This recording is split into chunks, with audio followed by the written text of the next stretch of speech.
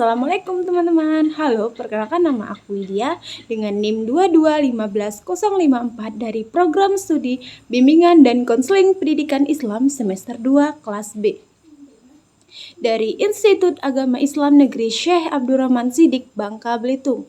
Di video kali ini, saya akan membuat tugas UAS saya dengan mata kuliah Komunikasi Antar Pribadi yang diampu oleh Ibu Komaria SPSI MPD. Dan judul kali ini adalah tentang komunikasi nonverbal. Mari simak videonya. Nah, teman-teman, jadi di video ini ada 5 yang akan aku bahas. Yang pertama itu apa itu komunikasi nonverbal, terus yang kedua isyarat spasial dan temporal, terus yang ketiga isyarat visual, terus yang keempat isyarat vokal, dan yang kelima isyarat gestural. Nah, yang pertama yang akan saya bahas itu yang pertama yaitu komunikasi nonverbal. Apa itu komunikasi nonverbal? Komunikasi nonverbal adalah komunikasi yang diungkapkan melalui pakaian serta kategori benda lainnya. Komunikasi dengan gerak atau gestur sebagai sinyal, serta komunikasi dengan tindakan atau gerakan tubuh. Walaupun komunikasi nonverbal dapat digunakan tersendiri, tetapi dalam praktiknya komunikasi nonverbal seringkali terungkap pada saat terjadi komunikasi tatap muka langsung, melengkapi serta memperkaya makna komunikasi yang disampaikan secara lisan saat bertatap muka. Jadi, sebagaimana telah dikemukakan sebelumnya, penggunaan komunikasi nonverbal sangat berperan dalam melengkapi efektivitas komunikasi verbal, terutama ketika kita melakukan komunikasi secara tatap muka, karena sinyal dan komunikasi nonverbal ialah pesona tersendiri yang mewarnai kelengkapan komunikasi. Perpaduan kata lisan, gerak, dan penampilan merupakan daya tarik yang mampu membuat lawan bicara tidak akan bosan berkomunikasi dengan kita. Nah, itu adalah komunikasi nonverbal. Nah, lanjut untuk materi selanjutnya yaitu atau yang kedua yaitu isyarat spasial dan temporal. Jadi dalam kegiatan public speaking, isyarat spasial dan temporal ini bisa diterapkan oleh seseorang bicara dengan cara memberikan jarak spasi atau tempo pada suara yang dikeluarkan seorang pembicara. Contohnya, pembicara harus mampu menempatkan isi materi yang harus diucapkan dengan halus, berbisik, pelan, keras, bahkan sangat keras.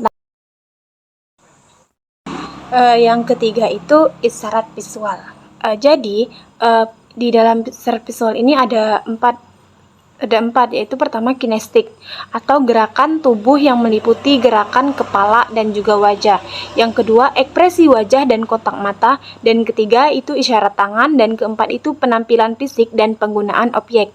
Yang pertama yaitu kinetik atau gerakan tubuh meliputi gerakan kepala dan wajah. Pada kegiatan public speaking, seorang pembicara itu mampu menyampaikan pemahaman kepada audiens melalui pesan nonverbal berupa kinestik. Contoh, anggukan kepada kepala dengan arti sepakat, wajah tersenyum dan ceria memiliki arti semangat. Nah, yang kedua itu ekspresi wajah dan kontak mata. Biasanya menjadi salah satu ciri khas budaya pada kegiatan public speaking. Seorang pembicara juga memanfaatkan ekspresi wajah serta kontak mata sebagai bentuk dari pesan nonverbal. Contohnya ekspresi wajah ceria, tersenyum, membuka mata, mengangkat alis, dan sebagainya. Bukan justru sebaliknya, seorang pembicara ketika menghadap audiens harus menutup mata, menghadap langit-langit, dan bahkan berekspresi ketakutan. Nah, yang ketiga yaitu isyarat tangan. Melalui isyarat tangan, gerakan tangan memberikan fungsi dalam hubungan profesional, hubungan sosial, dan keakraban. Contoh, seorang pembicara pada kegiatan public speaking mampu menggerakkan tangan sambil berbicara, memperagakan sesuatu hal agar audiens lebih yakin serta paham dengan apa yang disampaikan pembicara. Nah, yang terakhir yang keempat itu penampilan fisik dan penggunaan objek.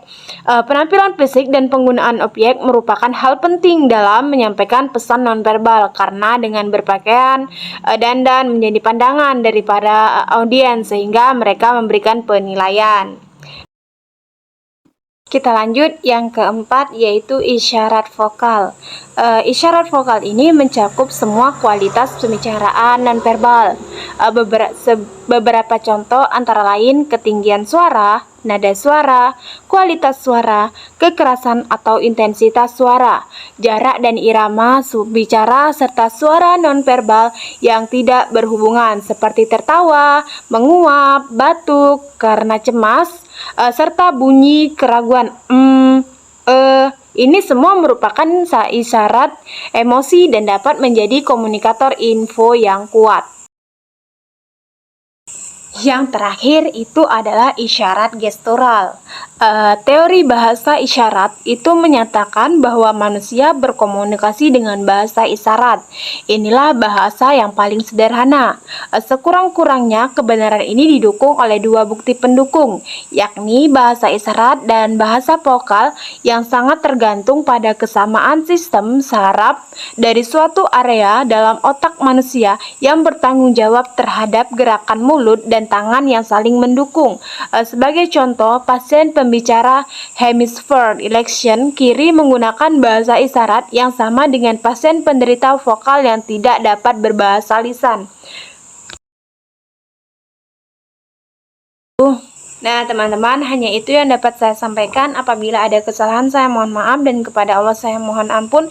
Saya akhiri, wabillahi taufiq wal hidayah. Wassalamualaikum warahmatullahi wabarakatuh. Bye-bye. Terima kasih.